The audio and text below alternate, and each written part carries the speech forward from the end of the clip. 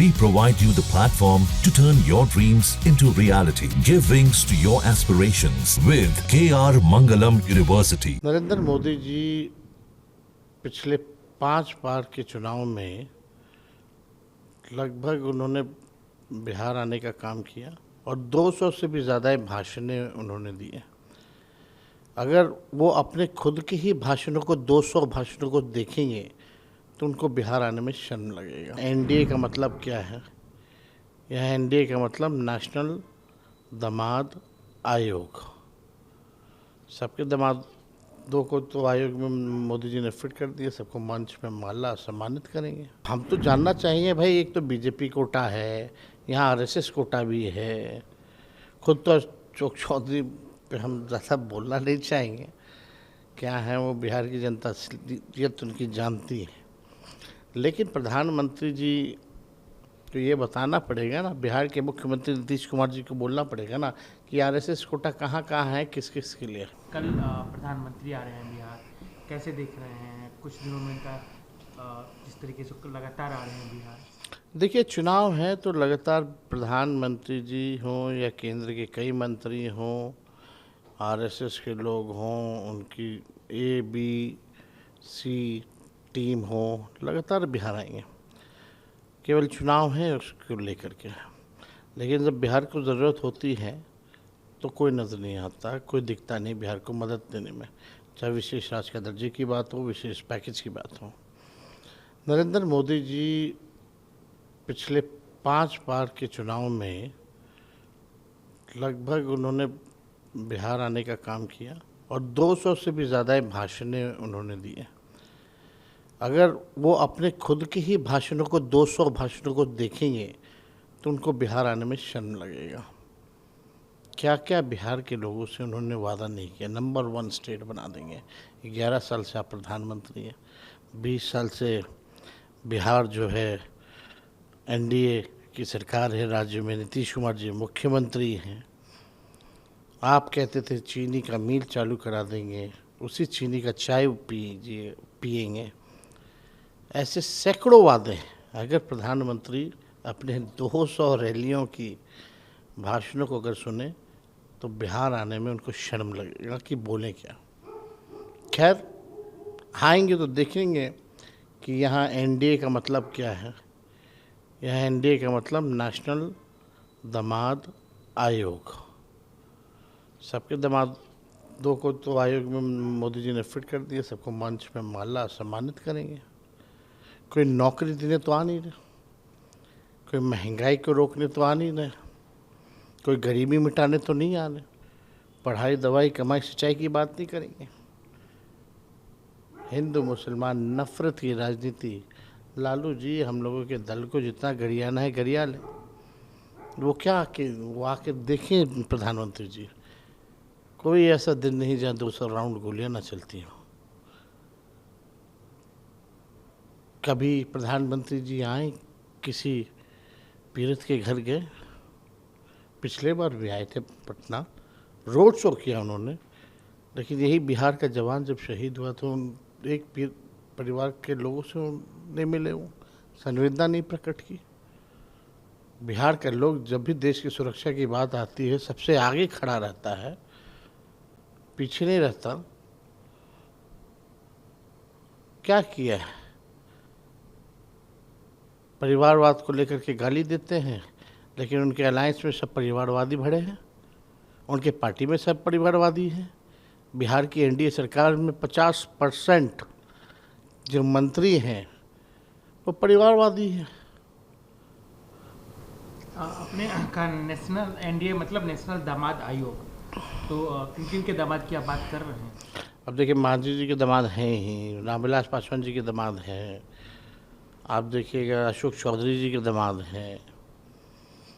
और अशोक चौधरी जी तो अलग ही है, वो तो कहते हैं आरएसएस कोटा भी है।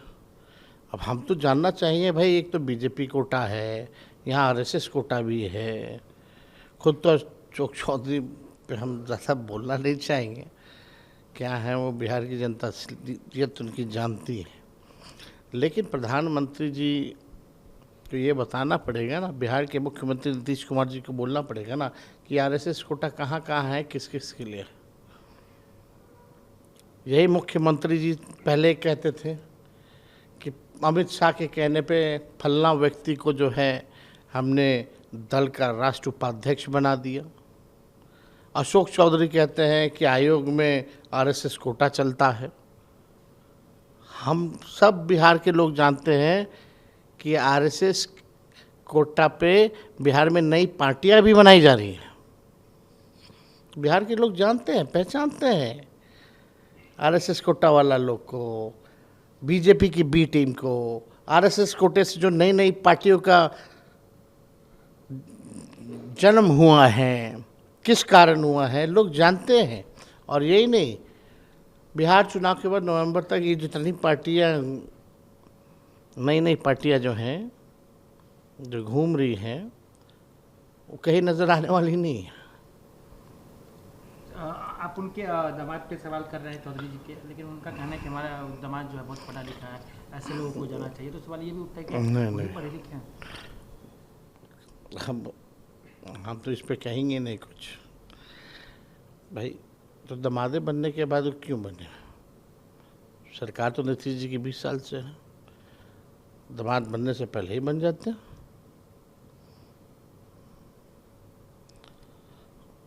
होगा ना, या दोनों बात कहते हैं, काबिल भी है और कोटा भी चलता है। जो काबिल लोग होते हैं उनके लिए आरएसएस का कोटा क्यों चाहिए भाई? फिर ये तो अशोक चौधरी जी बताएं। अगर आपका दामाद इतना काबिल है, पढ़ा लिखा है, कोई हमको कोई शक नहीं, हो सकते होंगे, तो आरएसएस कोटा क्यों चल रहा है? फिर एलएलबी भी अगर की है तो हमको तो कभी वकालत करते हुए लोग नज़र नहीं आए। हम तो क्रिकेट खेले, फर्स्ट क्लास क्रिकेट खेले, आईपीएल तक गए, लोगों ने खेलते हुए देखा है, लोग जानते हैं। उनका कहना है कि आज जब आपके बारे में सवाल किया गया तो चौधरी का कहना है कि आरजेडी जो है पर 25 सीटों पर सिमट जाएगी। कैसे देख रहे हैं इसको? देखिए, वो बेचारे मेरी माँ की कृपा से पहली बार मंत्री बने थे, फिर कांग्रेस पार्टी में गए, कांग्रेस पार्टी में ही थे, उनके पिताजी कांग्रेस पार्टी में थे, माँ के कैबिनेट में ही माँ की कृपा से, कांग्रेस पार्टी की कृपा से वो मंत्री बने। अब जहाँ भी जाए, कहीं भी जाए, खुद जेडीयू कोटे से हैं, बेटी एलजेपी कोटे से हैं, दामाद आरएसएस कोटे से हैं, खुद बीजेपी के गठबंधन की सरकार में हैं। ऐसे लोगों का कोई क्रेडिबिलिटी नहीं होता। जिस थाली में खाते हैं उसी में लोग छेद करते हैं। और इसीलिए लोग नीतीश जी को अचेत अवस्था में देख करके इन लोगों को लग रहा है कि इन लोगों को ईश्वरीय वरदान मिल गया है, जितना मलाई रेवड़ी पार्टी में बांटना है बांटो, लेकिन निशांत को नहीं आने देना है। अपना बाल बच्चा सेट करेंगे अशोक चौधरी जी, एमपी बना देंगे। और ये तो दुर्भाग्य की बात है ना, कुणाल किशोर इतने बड़े नाम थे, तो उनके दामाद को एक आयोग का मामूली सा सदस्य बनाया गया और बेटी को एमपी बना दिया गया। यानी दामाद साहब बेटी का पर्स लेकर के घूमेंगे। लेकिन एक सवाल ये भी उठता है कि वो लोग आप पे भी आरोप लगा रहे हैं। अरे हम लोग पे तो अभी से लग रहा है लगातार। तो 2005 में क्या मुद्दा था? यही मुद्दा था। 2010 में क्या मुद्दा था? यही मुद्दा था। 2015 में क्या मुद्दा था? यही मुद्दा था उनके लिए। 2020 में क्या मुद्दा था? यही मुद्दा था। 2025 में भी यही मुद्दा है। उनके पास उपलब्धि अपनी है नहीं ना सरकार की, ना भाजपा ना ही आपका बीजेपी, कोई उपलब्धि नहीं है। ना उनकी छोटी मोटी सहयोगी पार्टी तो छोड़िए, वो तो जो जितना दाना देगा उतना हमें संतुष्ट रहेगा। लेकिन आप ही बताओ, प्रधानमंत्री जी अगर परिवारवाद के खिलाफ अगर बोलते हैं, ये लोग हमारे परिवार को गाली देता है। तो प्रधानमंत्री जी के जो बीजेपी कोटे के जो डिप्टी सीएम बिहार में हैं, उनके पिता कौन है? उनकी माता जी चुनाव लड़ी, उनके भाई जदयू कोटा में हैं, खुद बीजेपी कोटा से हैं। पिताजी भी हर पार्टी में रह लिए, बेटा भी हर पार्टी में रह लिया। माँ भी चुनाव लड़ी, कहाँ से लड़ी, कौन लड़ाया, और आखिरी बार बेचारा चुनाव सम्राट जीता तो हम ही लोगों के दल से आखिरी बार चुनाव जीता। फिर चुनाव लड़ा, हारा, अब बैकडोर से डिप्टी सीएम है। तो ये तो प्रधानमंत्री जी अगर परिवारवाद के ऊपर देखते हैं तो थोड़ा चिराग पासवान जी को देख लें, जीतन राम मांझी जी को देख लें, सम्राट चौधरी को देख लें, और तीनों जमाई को माला पहना दें। आप निशांत की बात कर रहे हैं कि आपको सही में लग रहा है निशांत को क्यों नहीं वो लोग जो भूंजा पार्टी वाले लोग शाम में हैं, वो लोग नहीं चाहते ना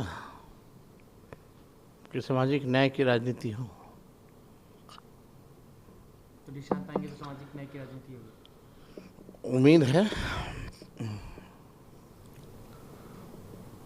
एक और सवाल कि आप कह रहे हैं क्या नीतीश, ये जितने भी आयोग बने, ये जो भी हो रहा है, क्या नीतीश जी को आप कहते हैं कि अचेतावस्था में, अगर क्या वो सही रहते ये सब हो पाता? जैसे कि आपने आरोप लगाए कि उनके रिटायर्ड ऑफिसर्स की पत्नी को बनाया गया आयोग में। तो बना ही गया है। अब नीतीश कुमार जी क्या करते हैं नहीं करते हैं, ये तो वही जवाब दे तो ज़्यादा बेहतर हो।